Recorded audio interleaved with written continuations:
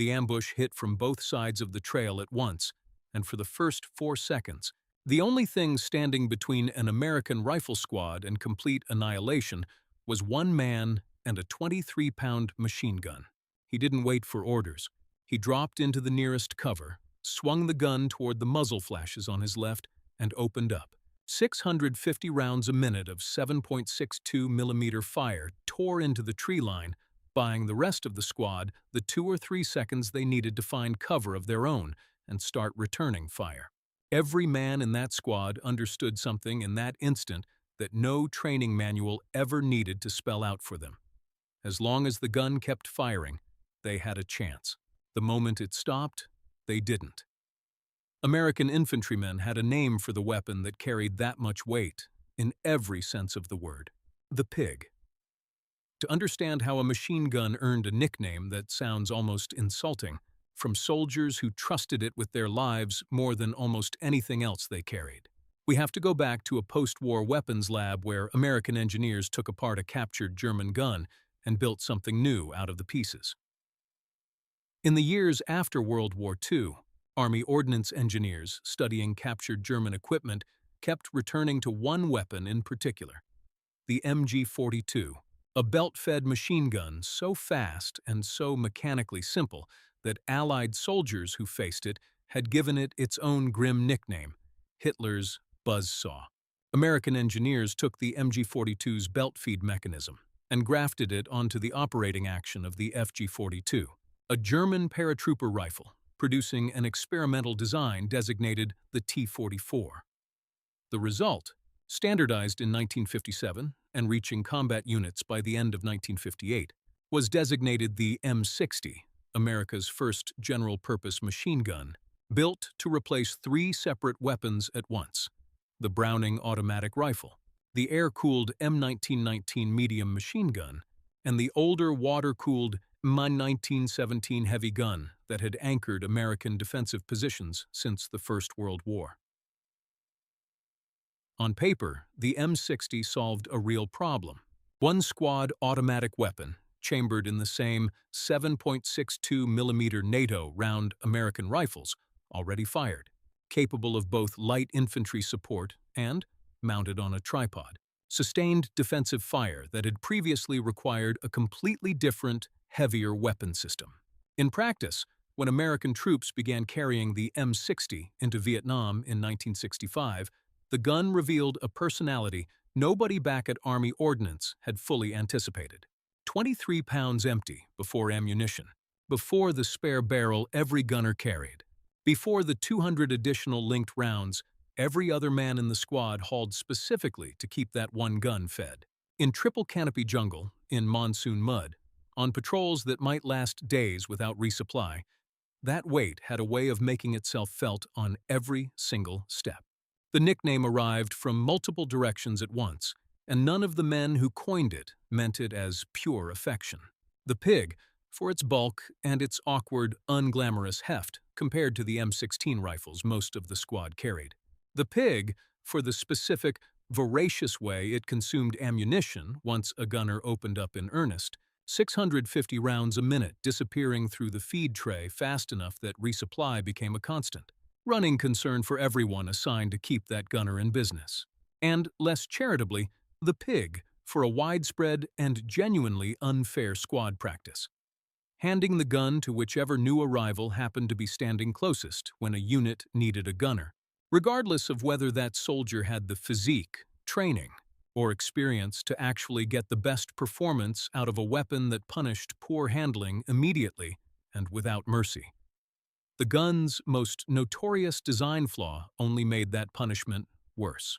Sustained firing overheated the M60's barrel fast enough that gunners had to swap it out mid-firefight to prevent the weapon from degrading or jamming entirely, a routine maintenance task that should have been simple and, on the M60, absolutely was not.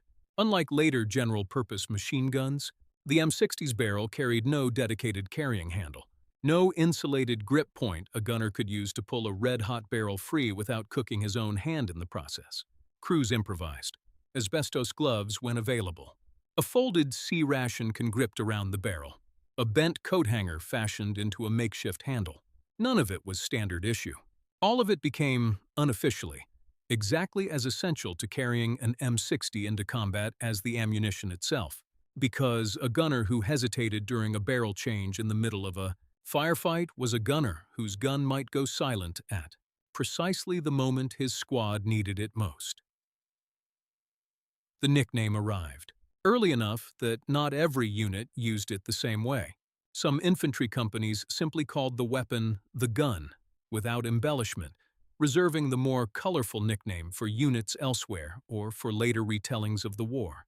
But wherever the nickname took hold, the underlying sentiment stayed consistent. Genuine respect wrapped in the kind of dark, understated humor infantrymen reserved for the equipment that mattered most. Since nobody joked affectionately about gear they didn't actually depend on.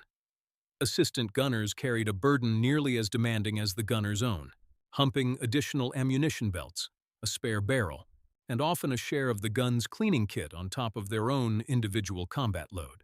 That arrangement meant an M60 position in the field was never really a one-man operation, however often popular imagery focused on the gunner alone.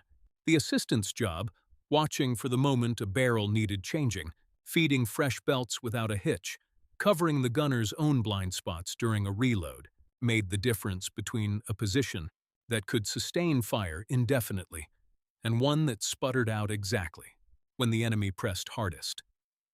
None of those complaints changed what happened once the shooting actually started.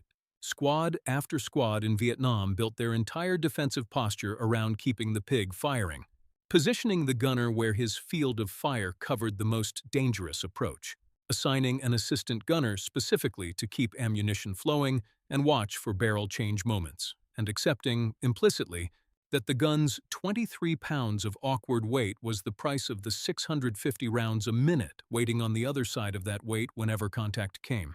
A Marine machine gunner interviewed decades later about his own service put the calculation in the simplest terms available.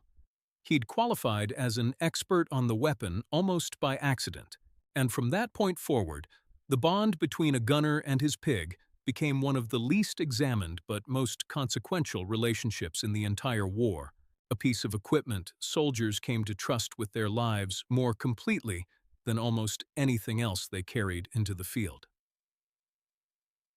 The M60 followed American troops everywhere the war actually happened, not just in the hands of infantry squads humping it through jungle terrain.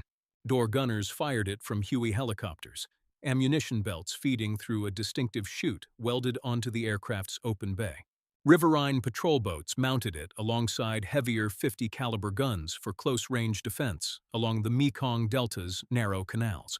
Upgunned M113 armored personnel carriers added a pair of M60 gunners flanking the vehicle's main 50 caliber mount. Base defense perimeters relied on it as a fixed defensive weapon precisely because its 7.62 millimeter round, fired at sustained rates from a properly dug-in tripod position, could do to a massed assault what a rifle simply could not manage on its own. Effective out to 1,200 yards, firing a round with genuinely superior range and stopping power compared to the Browning automatic rifle and M1919 it had replaced. The M60 earned a reputation among the North Vietnamese Army and Viet Cong that matched the trust American troops placed in it, a weapon whose distinctive report announced, unmistakably, that whatever unit carried it intended to hold its ground rather than break contact. The gun's reputation, unglamorous nickname and all, followed it well past Vietnam. It remained standard infantry equipment for the U.S. Army and Marine Corps into the 1990s. Decades after the specific jungle conditions that had first tested and, ultimately, validated its design. This is exactly the kind of story this channel exists to dig up. The weapon every squad depended on but nobody wrote home bragging about. If that's why you're still here, you already know what to do before the next one goes up. Doctrine positioned the gun deliberately within a squad's overall defensive plan rather than leaving its placement to chance. Squad leaders learned to sight the M60 along whatever approach offered the enemy the most direct line toward friendly positions, accepting that the gunner and his assistant would draw a disproportionate share of incoming fire in exchange for controlling the single most dangerous avenue of attack. That trade-off, deliberate and well understood by everyone in the squad, meant the gun's crew rarely fought from anywhere resembling a safe position. A fact every gunner who carried the pig into Vietnam understood before his first firefight ever started. The weapon's reputation crossed sides of the conflict in ways few pieces of American equipment managed. North Vietnamese and Viet Cong forces, who had learned to recognize an M60's distinctive rate of fire, treated its presence in a firefight as a specific signal about the unit they were engaging, evidence of a position intending to hold rather than withdraw. That recognition worked both ways. American squads facing a determined assault took real, measurable comfort in knowing their own pig was still firing, a sound that meant the position hadn't yet been overrun, regardless of whatever else was happening along the rest of the perimeter. Maintenance discipline mattered as much in camp as it did under fire. A gun that jammed on a routine patrol was merely an inconvenience. A gun that jammed during contact was a squad's entire defensive plan collapsing at the worst possible moment. Gunners who treated cleaning and inspection as an afterthought quickly learned, sometimes at real cost, why veterans in every unit insisted on stripping and checking the weapon before every single patrol, regardless of how tired anyone was or how routine the mission looked on paper. The pig never stopped being heavy. It never stopped eating ammunition at a rate that kept every gunner's assistant working constantly to keep pace. And it never got a proper carrying handle for its barrel the entire time it served as America's primary squad machine gun. None of that mattered to the men who carried it into contact, because weight and appetite and an awkward barrel change were problems that existed in the moments before and after a firefight. In the moments that actually counted, when muzzle flashes appeared from both sides of a trail at once and a squad had perhaps 3 or 4 seconds to find cover before everything went wrong, the only thing that mattered was the specific, reassuring sound of 650 rounds a minute answering back. And the 23-pound machine gun making that sound had earned every soldier's trust the same way it earned its nickname, by simply refusing to stop firing when it mattered most.